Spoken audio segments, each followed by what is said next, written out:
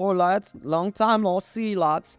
One of my favorite series is Air Defense Force, a franchise that has barely advanced graphically since the PS3 era, but makes up for what a ton's charm of high-flying explosions. When a custom mech wars seemed to be a fusion of EDF-style massive explosions and giant robots, I couldn't have been more excited. I felt like a match made in heaven. Unfortunately, the first attempt shows that sometimes a sure ideas isn't enough. The premise behind the custom MECH WARS is straightforward. It is the most charming way a comet is heading for Earth, forcing most humanity into the shelters to avoid the dangerous after effects. General work is done by automated GMECs. You play as a member of a small organization devoted to maintain the GMECs via piloting your own non-AI GMEC. Of course, GMAC insectably start acting out of control, and as one of the few people on Earth trained in piloting giant robots, you must battle lasers spewing dead machines instead of working on Excel sheets. Honestly, it's a trap up. Yeah, the stars of the custom mech wars is ability to create your own robot. The system to create robots is incredibly easy to use but pleasantly diverse. Basically, every robot has one requirement: legs. And these can be anything from normal bipedal legs to tank tread to commuter trains, but they're the only required part. From there, you can attack arms, bodies, heads, additional legs, or more touch button, with the most parts having several snapped points where you can attach more parts. You can match 5 heads and pair of legs as Ashura style multi-beat, or even one that is just a tank cannon attached to the train. Likewise, weapons can be tossed out generally at will. Some weapons have requirements, like a melee weapon forcing you to have a specific kind of arms to hold it, but you can make a square converted with bazookas, and of course if you want, bro. There are also accessories to further customize your robot by adding anything from horns to wings to light up flashing lights that you can turn and turn off. And as with the rest of the mech creation, this all snap and play, which makes it nicely accessible.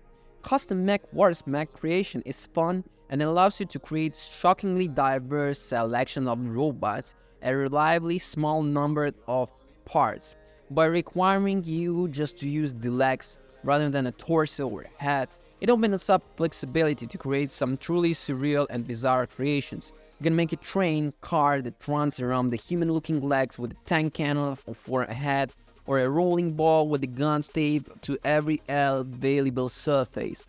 It's very easy to use once you get the past some awkward experience. The problem is the fun ends once you get bored with the mech creator. While it's super neat to have a robust and easy to use mech creation sandbox, the gameplay doesn't match up.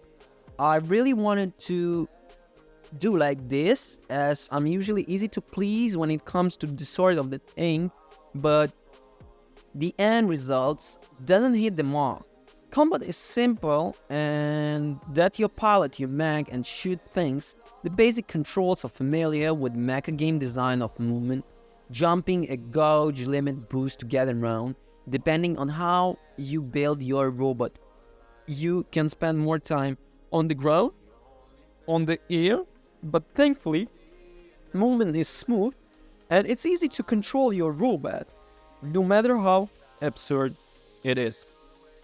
Weaponry is divided in 2 main weapons: auto-firing weapons, melee weapons, and sub-lock weapons. You choose which weapons are assigned to each group. Some are locked to certain groups though, and will fire at once when you press their respective buttons. If you equip 100 machine guns, all 10 will fire with every press of the main weapon button. You have the ability to assign certain weapons to critical button instead. Weapons ammunition, so generally wise to view your high ammo weakness weapon with the main weapon button, while saving an area of effect nuke for the critical button.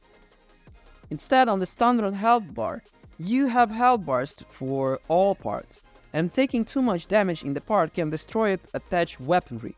You can help prevent this by making sure These parts have additional armor pieces or plates, but it also means you need to be careful about how you distribute your weaponry. If you make a machine lines with the guns on both arms and lose an arm, your machine loses most of the killing power. It's not worth stressing about, but it does add an interesting wrinkle. And you can also hop out of your robot basically with several purposes. Well, first, if your robot goes down in a battle, you can summon one of the other robots, which are further the upgrade robots, basically to capture your enemies, which seems drastically increase the chance of getting good parts for them. There are also certain objects in the environment you can trigger to things like lure enemies on blast with turrets.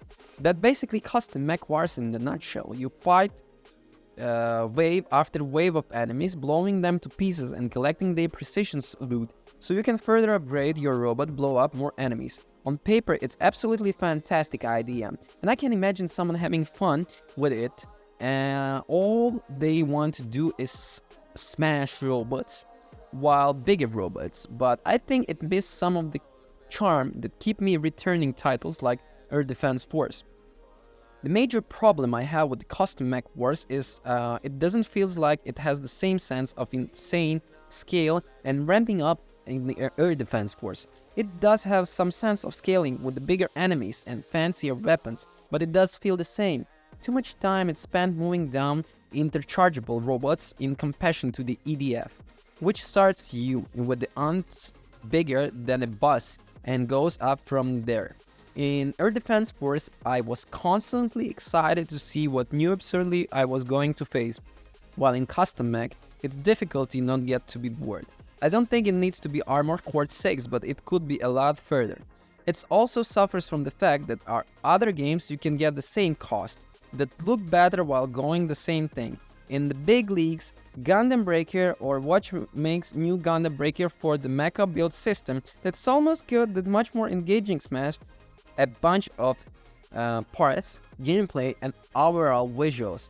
Even indie titles like Mass Builder, you can get a custom mech war's strengths with none of its weakness. It is also doesn't help that the game doesn't look good. The mech animations look absurdly unimpressive. I really wanted to love custom mech builder. Air Defense Force and customizable giant robots. It's everything I should want. At last, custom mech builder doesn't have much of going for it. If you like creating giant anime robots to smash enemies, there you go. Well, thank you for watching. Don't forget to comment and subscribe. It's pretty much it about this. So it's super fun. And if you do like anime and robots, go ahead and buy it. And I'll leave all the links in the description. Peace.